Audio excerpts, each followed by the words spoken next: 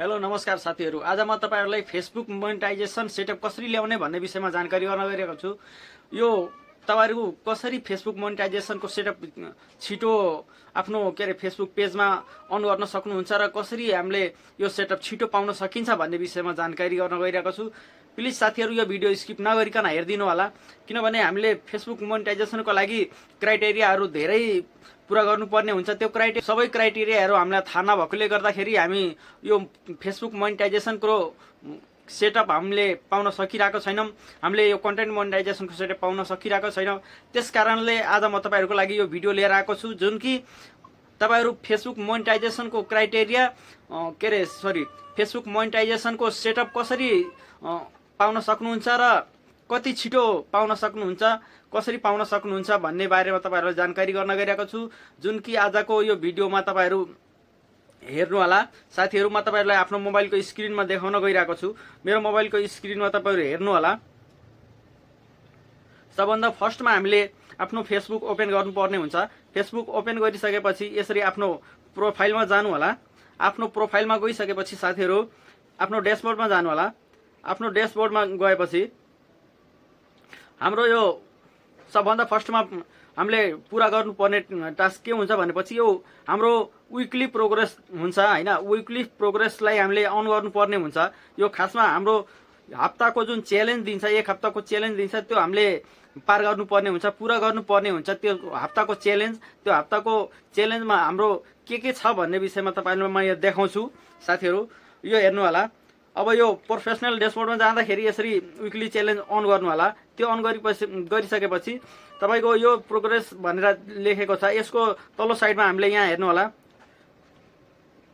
यसमा quick स्टार्टमा open गर्दाखेरि अब जस्तै मानिलिउँ माथिल्लो साइडमा माथिल्लोमा के छ भनेसी माथिल्लोमा रिच मोर पिपल छ। रिच मोर पिपल भनेको तपाईको अब तपाईले आफ्नो कन्टेन्ट आफ्नो रिल्स भाइरल गर्ने हो कि सबै मतलब एभ्रीवन साथीहरुलाई पठाउनु पर्ने हो कि के गर्नुपर्ने भन्ने विषयमा यसमा देखाउँछ।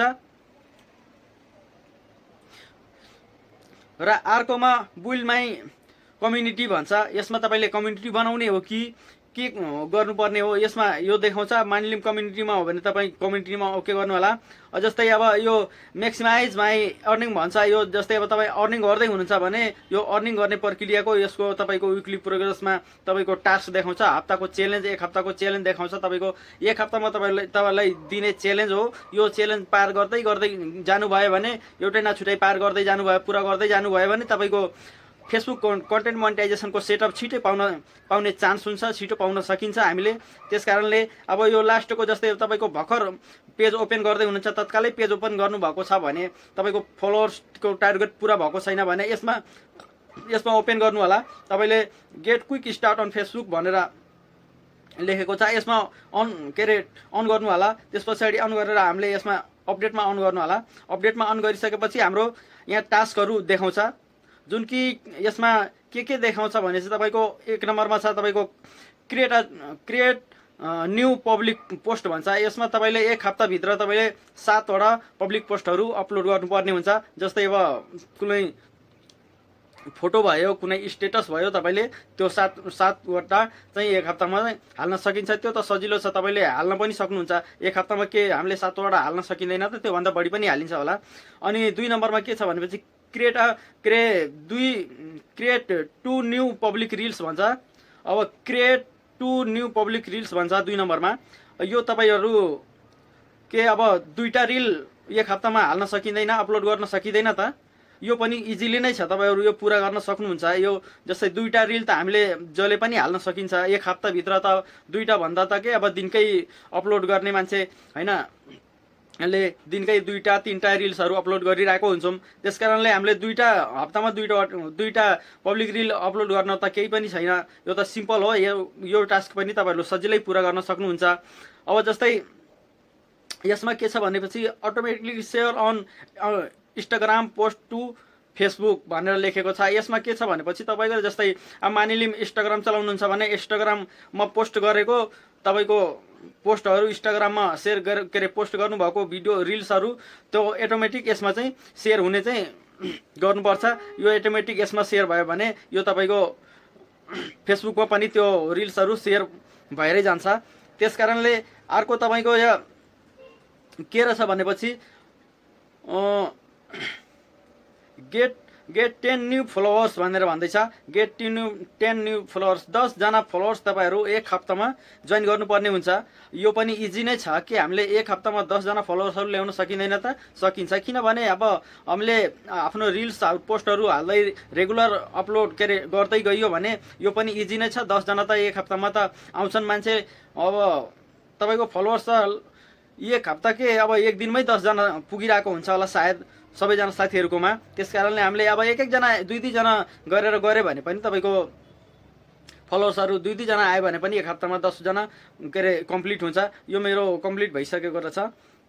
त्यस कारणले यसरी तपाईँहरू गर्नु होला साथीहरू। अब मानिलिउँ जस्तै अर्कोमा तपाईँहरूलाई अर्को देखाउँछु, रिच मोर पिपलमा अन गरेर देखाउँछु। यसमा अन गरेर तपाईँहरू आफ्नो बढाउन सक्नुहुन्छ, यसको टार्गेट पुरा गर्न सक्नुहुन्छ, यसको च्यालेन्ज विकली च्यालेन्ज यो पुरा गर्नु सक्नुहुन्छ तपाईँहरू। अब जस्तै मानिलिउँ यसमा अन गरेर हामीले यसको टास्कहरू के रहेछ, यसको च्यालेन्ज के रहेछ यहाँ तपाईँहरू हेर्नु होला साथीहरू। यसमा के छ भनेपछि गेट 10 न्यू फलोवर्स भनेर भन्दैछ।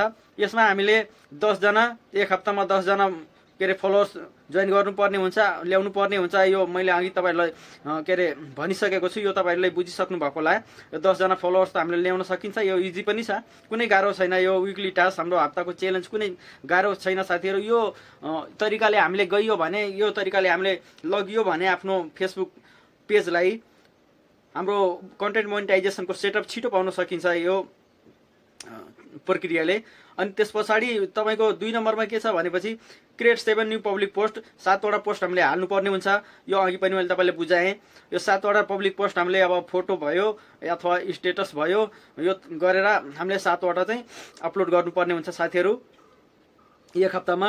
अनि 3 नम्बरमा के छ भनेपछि क्रिएट 2 न्यू पब्लिक रिल्स भन्छ। यो अब 2टा हामीले 2 वटा पब्लिक रिल्सहरू पोस्ट गर्नुपर्ने हो। यो पनि तपाईँलाई अघि मैले भनेकै छु, बुझ्नु भएको होला साथीहरू। अनि यसमा चौथो नम्बरमा के छ भनेपछि तपाईँको गेट 300 इन्टेक्सन्स अन योर पोस्ट भनेर भन्दैछ। तपाईँको पोस्टमा अब 300 वटा तपाईँको इन्ट्रेक्सन चाहियो। जस्तै अब लाइक कमेन्ट गरेर टोटल होइन, तपाईँको 300 वटा चाहिँ आएको हुनुपर्छ इन्ट्रेक्सन्सहरू। अनि त्यसपछि अब यो यसरी आयो भने तपाईँको यो टास्क पुरा हुन्छ साथीहरू। यो पुरा मतलब यो त पुरा पनि हुन्छ।